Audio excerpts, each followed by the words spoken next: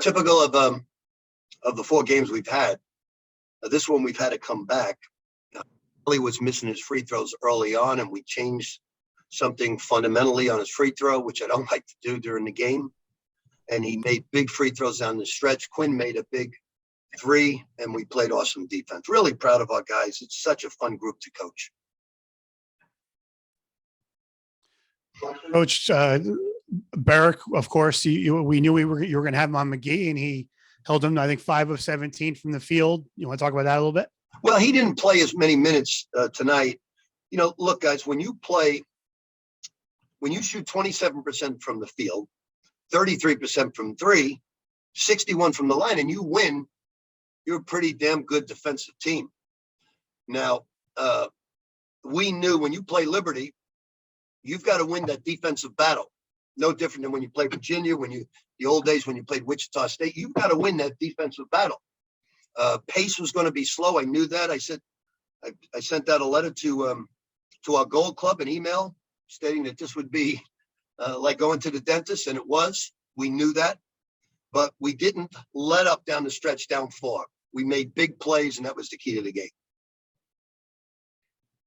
Coach, how about Quinn SLAZINSKI? His back-to-back threes, strong shooting game overall. Yeah, he had 7 rebounds. I thought Nelly never got discouraged. The best part about this team is going to get a lot better offensively, a lot better. One of the reasons why we're not a great shooting team is we're not a great passing team. And once we get that down, just like Barrick throwing the ball and there was a guy in his lane, he didn't pass fake. Once we get our passing down, we'll become a better shooting team. Right now, we're relying on our defense and our rebounding to get us through. We have a tough game tomorrow, tough game against Alabama, 2nd round, 3rd round, but I made the schedule this way. I thought it was necessary for us to grow as a program. Okay. Rick, you talked about Elijah the other night and how much of a leader he's become. What can you say about his heart and his toughness tonight, coming back from what looked like a serious injury on TV? Yeah, I thought it was. I've been involved in so many injuries like that. I thought for sure it was an ACL because I've seen so many of those, but it wasn't. He just hyperextended it and then came back. Look, he's a tough Chicago kid. Tyson's a tough kid. We've got all tough people who just care about one thing, and that's winning. And that's a good group to coach. So I was glad that more important to come back in the game. I was just glad it wasn't an ACL. When he ran out, I felt so great inside. And of all the 4 games so far, would you say, all things considered, this is probably the best win and the best performance for this group so far? Best defensive performance. We didn't play real well offensively, but when that happens, we had a lot of open looks that we all didn't go down. But the fact that Quinn and the guys took the shots down the stretch and they believed, even though they may have been 4 for 12, 4 for 13, it didn't bother him. He made the shot, and that's what I'm proud of. Coach, how about Nelly Jr. Joseph in the last minute getting the 2 free throws and a couple of rebounds? Is that an indication of how his game is improving? Yeah, Nelly is a joy to coach. I've got to get after him a lot to make sure he plays up to his maximum effort level because sometimes he gets a little discouraged if he makes a mistake or misses a free throw, and I got to get him back to earth. And certainly we're very lucky to have him in our program. I said this to ESPN, and I really mean it. Every African young man I've coached from Africa, I've had great success with because they all have the same MO. They're all terrific students, really, really concerned about their education. They're all extremely humble and passionate, and they just want to learn. And if it's from Gorky Zhang to Mango Mathiang through from Sudan through Australia, or Dang Adele, and now Gorky, and we signed a young man from Alsace who's from Africa as well. They're also humble and passionate that they grow, they get better and better and better. And it's really a great feeling to coach players like that.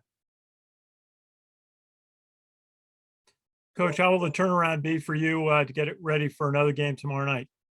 We'll be ready. You would think we won the national championship the way our locker room was just now.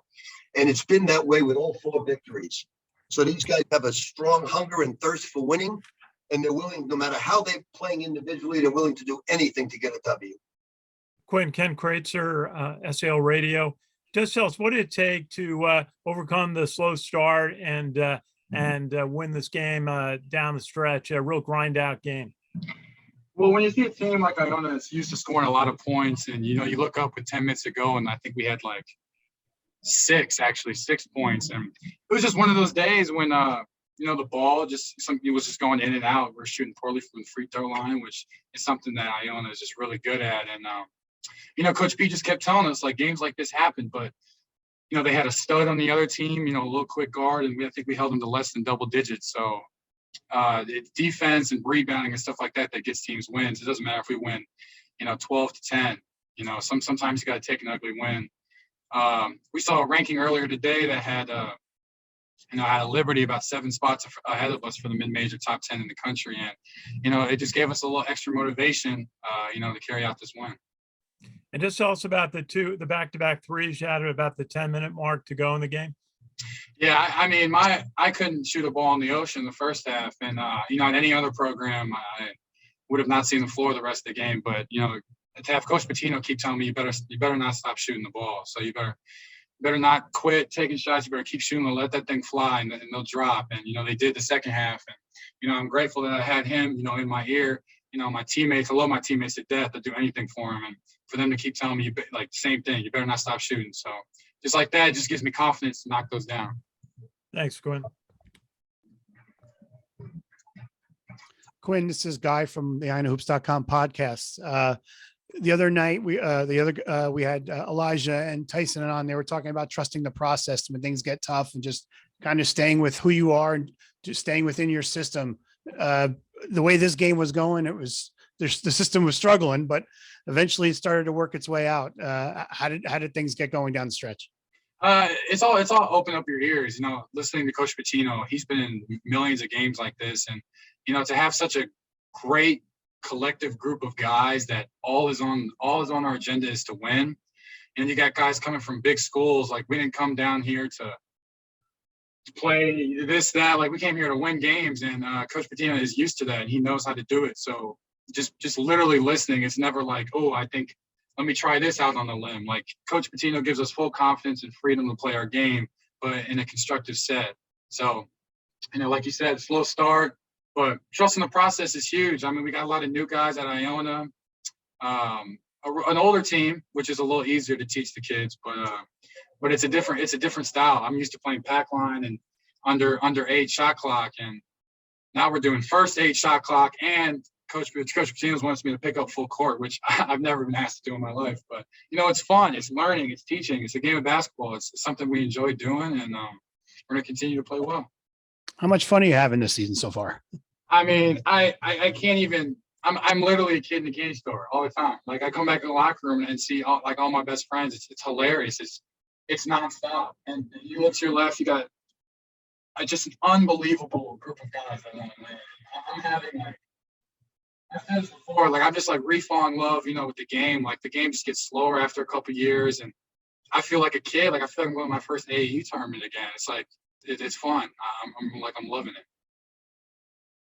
Thanks, Quinn. Anything else, guys? All right, gonna have Elijah come. Oh, question? Quinn, yeah, I just had a quick question. Both teams struggled from the perimeter, from 3-point range, from the free throw line. They mentioned in the broadcast that the rims were tight and that there was new Wilson balls that kind of felt funny. I was curious, did you or any other of your teammates feel the same way tonight? Yeah. Obviously the rims were super, super tight, and you take a ball out of the plastic wrapper, it's not game ready to play. But in a situation like this, like, what are you gonna do? Like, it's something you can't even think about or complain about. Like, you saw in the first half, people shooting 0-4 and missing free throws. They usually shoot 85%, 90%, and one man's trash, another man's treasure. Sometimes it's bad for us, but it's also was good for us. Liberty was an unbelievable 3-point shooting team, this whole year. They were beating LSU at half, and their game was drive and kick and get people involved. And it obviously hurt us a little bit, but it kind of helped us on the defensive end. Hey, Elijah, you were telling us Tuesday night about how tough you were. You demonstrated it again tonight. You talked about how you were falling in love with the game all over again. How much has your heart and your toughness really accentuated that process of rediscovering your joy for this game? I mean, as far as my toughness, I've always been a pretty tough kid. I took a nasty spill today. It was hurting pretty bad, but I always put the team before myself, and my competitive nature and the love that I have for the game. I was just thinking mind over matter. I was just focused. I was just thinking about my teammates. You know what I'm saying? I knew my mom was watching. I didn't want her worrying about me, so I had to get it back out there as fast as possible. How you feeling right now? I'm a little sore, but we got a good training staff. I'll probably go see the doctor or somebody soon, so I think I'll be all right. Elijah, you had to work very hard in the first half to overcome the slow start. You came out in the second half and you hit the 3-point shot to right at the beginning to give Iona a lead.